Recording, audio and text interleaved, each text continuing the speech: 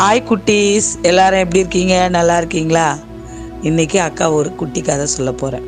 ஒரு செடியில் நிறைய தக்காளி பழுத்து இருந்துச்சான்.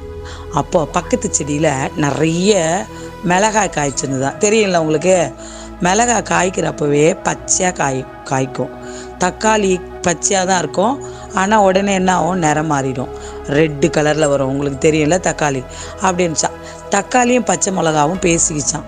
என்ன சொல்லிச்சான், நான் பாரு ரொம்ப பச்சை பசேல்னு எவ்வளோ அழகாக இருக்கேன், ஆனால் நீ பாரு பச்சையாக இருந்து திடீர்னு நிறம் மாறிட்ட. இப்போது எல்லாரும் என்ன பண்ணுவாங்க, உன்னை தான் கிள்ளிட்டு போவாங்க, என்னெல்லாம் அப்படியே செடியிலே வச்சுருப்பாங்க அப்படின்னு ரொம்ப பெருமையாக பேசிச்சான். அப்போ என்னாச்சான், தக்காளி ஆமாம்ல வருத்தமாக இருக்குது, நம்ம என்ன பண்ணலாம் அப்படின்னு யோசிச்சுனே இருக்கப்போ அந்த வீட்டு தோட்டத்தில் இருக்க அந்த அம்மா வந்து என்ன பண்ணாங்களாம், தக்காளியெல்லாம் பறிச்சுட்டாங்களாம். பறித்து எடுத்துன்னு போயிட்டாங்களாம் பாரு. அப்புறம் அந்த பச்சை மிளகாய் செடியை பார்த்துட்டு கம்முன்னு போயிட்டாங்களாம்.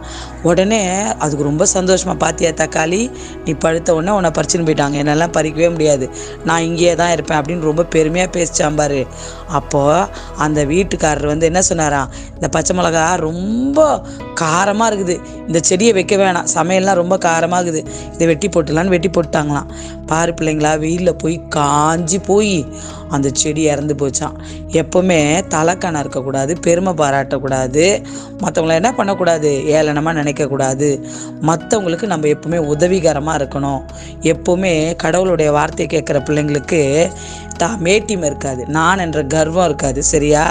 தக்காளி மாதிரி மற்றவங்களுக்கு பயன்படக்கூடிய ஒரு பொருளாக இருக்கணுமே தவிர பச்சை மிளகா மாரி ரொம்ப சுருளுன்னு காரமாக இருந்து கடைசியில் காஞ்சி போய் தீஞ்சி போய் அழிஞ்சு போகிற பொருளாக இருக்கக்கூடாது.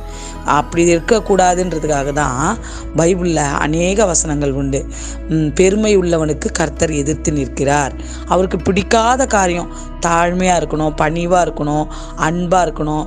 இந்த லெந்து காலத்தில் நம்ம கெட்ட பழக்கத்தெல்லாம் விட்டுட்டு எப்போவுமே கடவுளுக்கு உகந்த பிள்ளையாக இருக்கணும்.